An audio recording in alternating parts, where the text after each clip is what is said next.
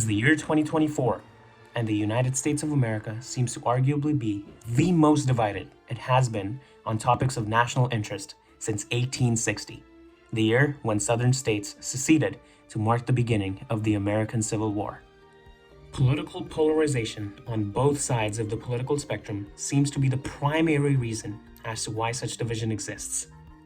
But such division wasn't always the case. In fact, the time immediately preceding the 2016 presidential elections was marked by prosperity and an establishment of pure dominance by the United States in all fronts of the world, no matter which party was in control of Congress or the seat of the president. So, what really happened, and how did it impact every single American citizen's stance on issues of national interest?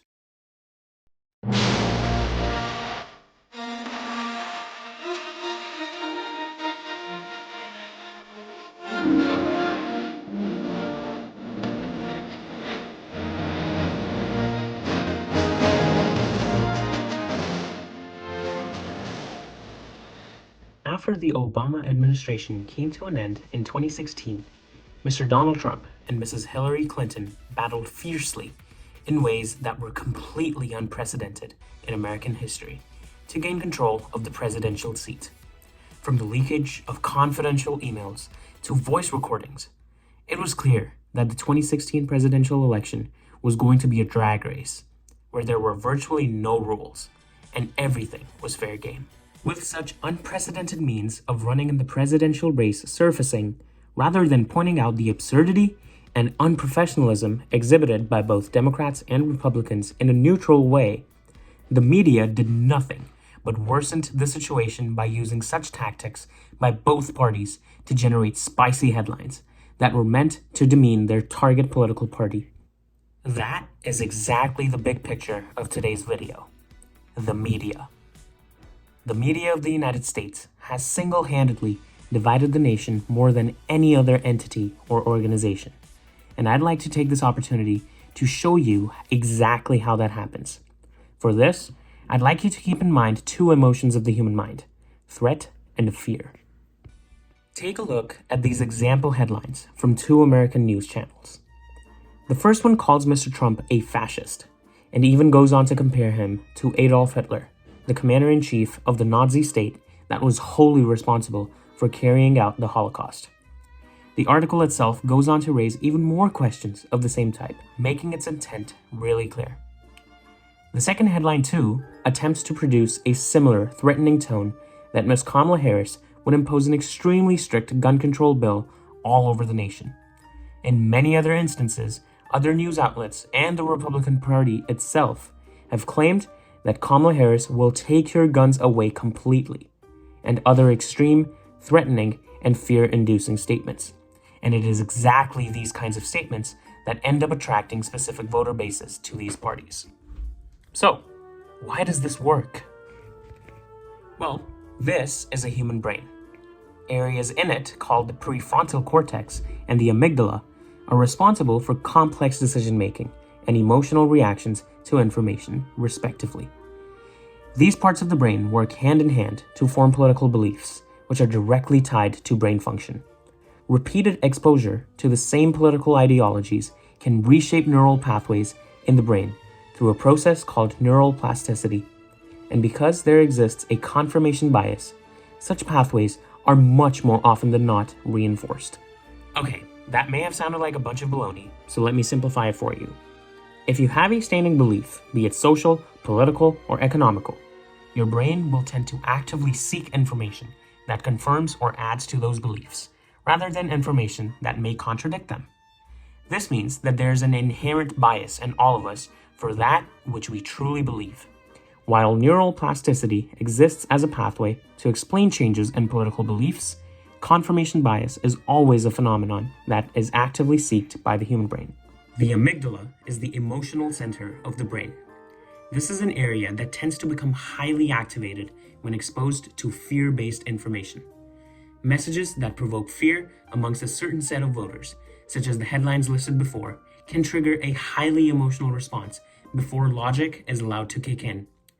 With the powerful tools of social media today, it has become very easy for your political beliefs to be tracked.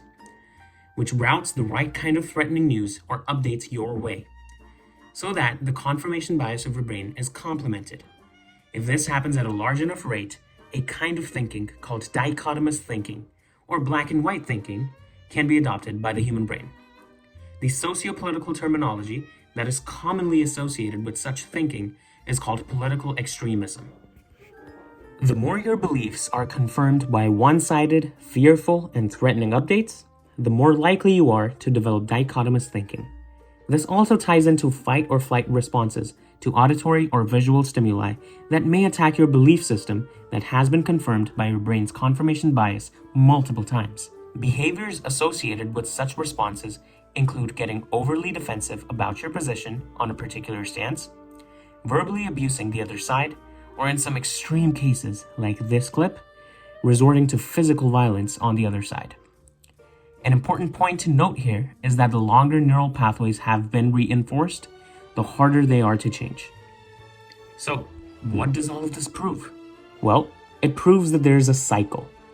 The media produces extremely divisive, threatening, and fearful language to complement the confirmation bias of your brain.